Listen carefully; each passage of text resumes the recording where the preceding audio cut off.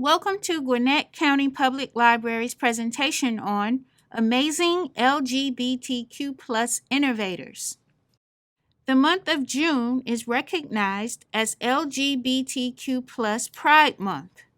On June 2, 2000, President Clinton issued Proclamation Number 7316 for the first officially recognized Gay and Lesbian Pride Month. The proclamation stated the following quote: "This June, recognizing the joys and sorrows that the gay and lesbian movement has witnessed and the work that remains to be done, we observe Gay and Lesbian Pride Month and celebrate the progress we have made in creating a society more inclusive and accepting of gays and lesbians."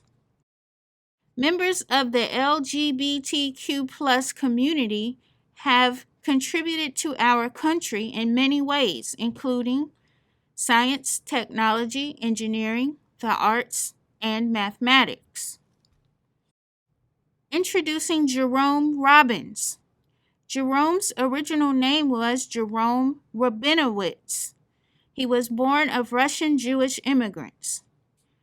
Jerome Robbins studied chemistry for 1 year at New York University before embarking on a career as a dancer in 1936. In his lifetime, Robbins had created more than 60 ballets.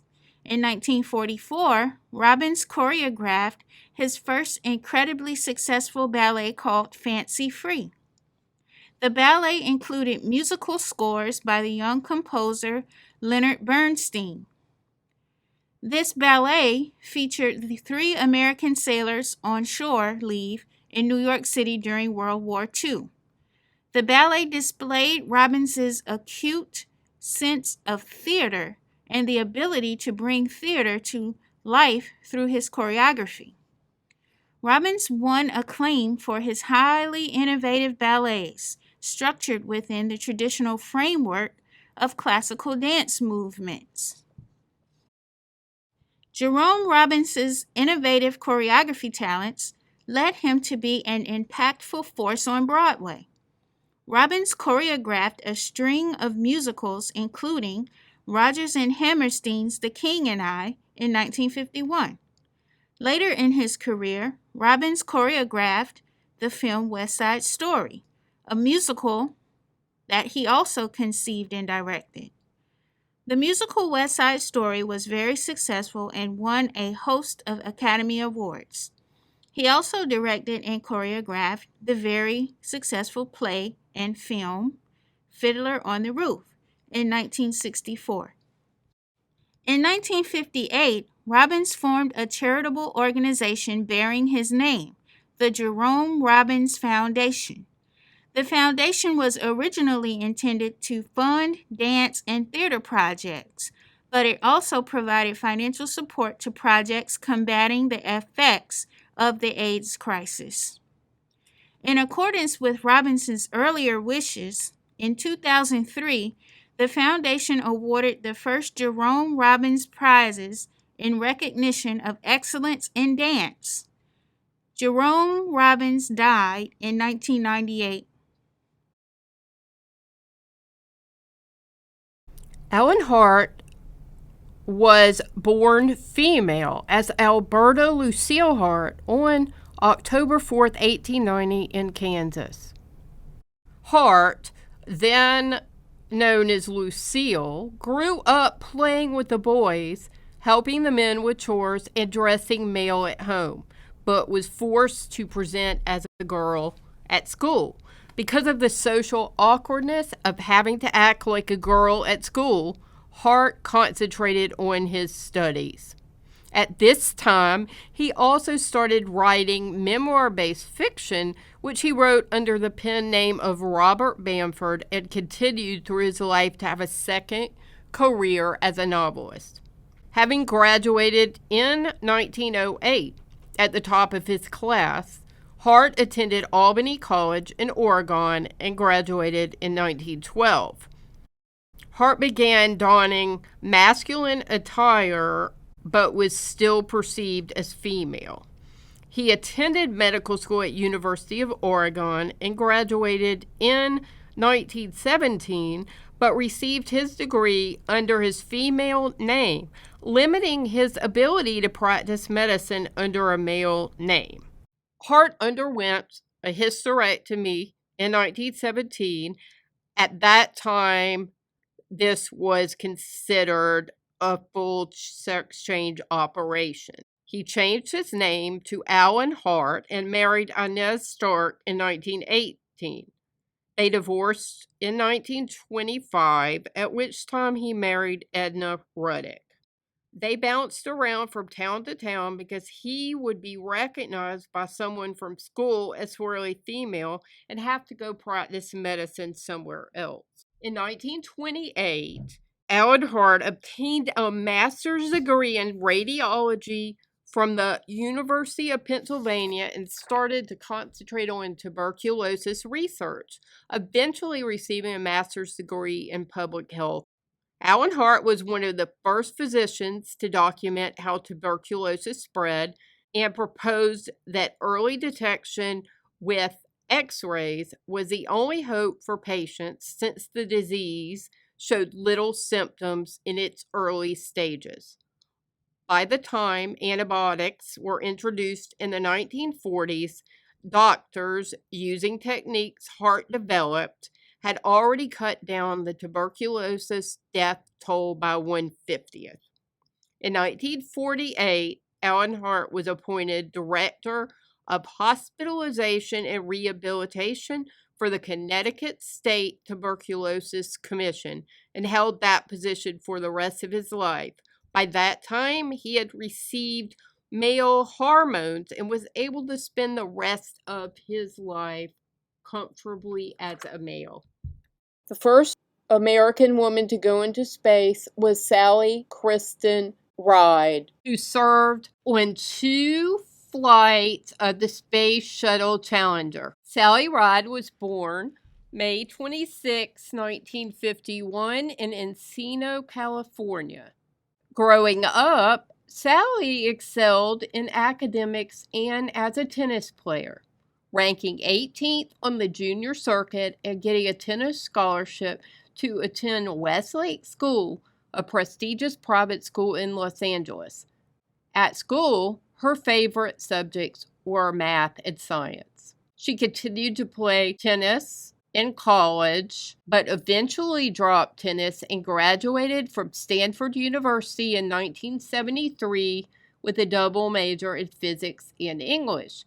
She continued her studies at Stanford and received a master's in 1975. In 1977, when Ride was almost finished with her PhD, she applied to the National Aeronautics and Space Administration, also known as NASA, which was actively looking for the first American women and first minorities to travel into space.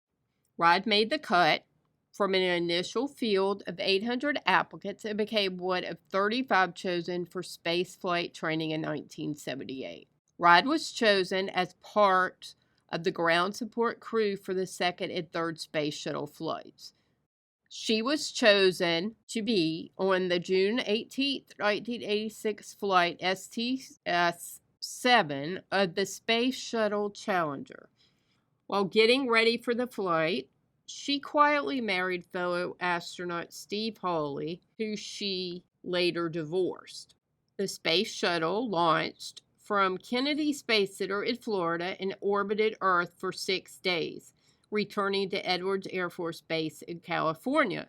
Among the missions of this shuttle was to deploy 2 communication satellites with the robot arm, which Ride helped develop and then operate on the flight. Ride's second mission was aboard the Challenger flight STS-41G on October 5, 1984. This time, the robot arm was used to readjust radar antenna and deploy more satellites. Her next mission was set to launch on July 15, 1986. That mission was aborted when the Challenger crashed January 28, 1986, killing all 7 crew on board. Ride served on the commission to investigate the cause of the crash. She was the only active astronaut on the panel and the only woman. In 1987, Sally Ride resigned from NASA and took a position as a science fellow at Stanford University Center for International Security and Arms Control. She kept her personal life private, though she started seeing Tam O'Shaughnessy, a former tennis player who she had known since childhood.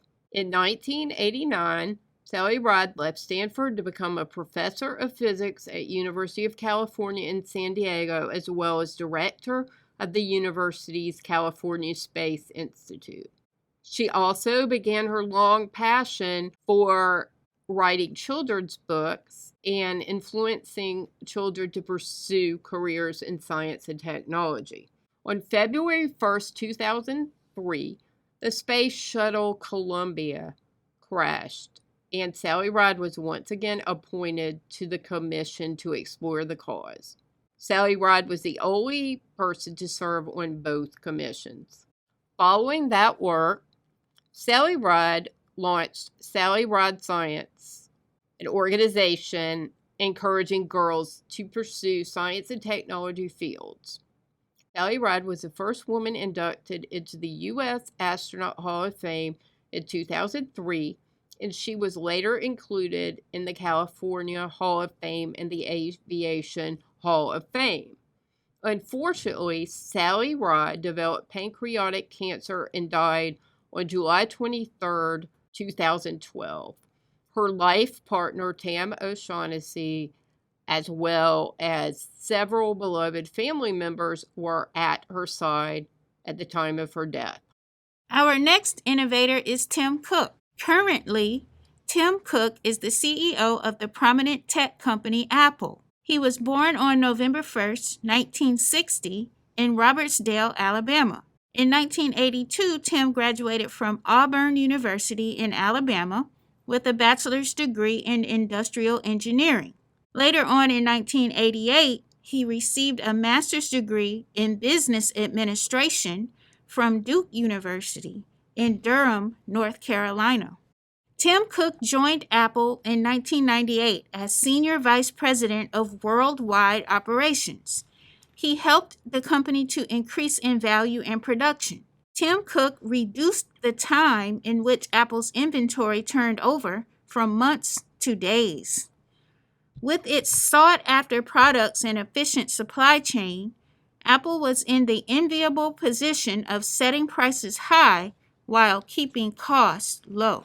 In January of 2009, Tim Cook became Senior Vice President of Worldwide Operations, Sales, and Support. Then 2 years later, he became Executive Vice President of Worldwide Operations and Sales. He also became interim CEO of Apple because CEO Steve Jobs took a leave of absence to get surgery for pancreatic cancer. 2 months before Jobs' death in October 2011, he resigned as CEO and was succeeded by Tim Cook. Within months of his new position, Apple's stock price nearly doubled and sales remained strong. Apple CEO Tim Cook says he was motivated to publicly come out as gay after receiving letters from children struggling with their sexual orientation. Cook came out in 2014, becoming the first openly gay CEO of a Fortune 500 company. In a direct message to kids struggling with their sexual orientation, Tim Cook said that life gets better, that you can have a great life filled with joy. Tim Cook said that being gay has helped him to respect how other people think and feel. I'm not saying that I understand the trials and tribulations of every minority group, because I don't, he said, but I do understand for one of the groups, and to the degree that it helps give you a lens on how other people may feel. I think that's a gift in and of itself. Tim Cook represents the high-quality products that his company has innovated, such as the iPhone and the Apple Watch. Here are some other notable LGBTQ plus individuals who have made big contributions to our society. Marsha P Johnson was an outspoken advocate for gay rights. Johnson was one of the prominent figures in the Stonewall Uprising of 1969. Harvey Milk was an American politician and the first openly gay elected official in the history of California.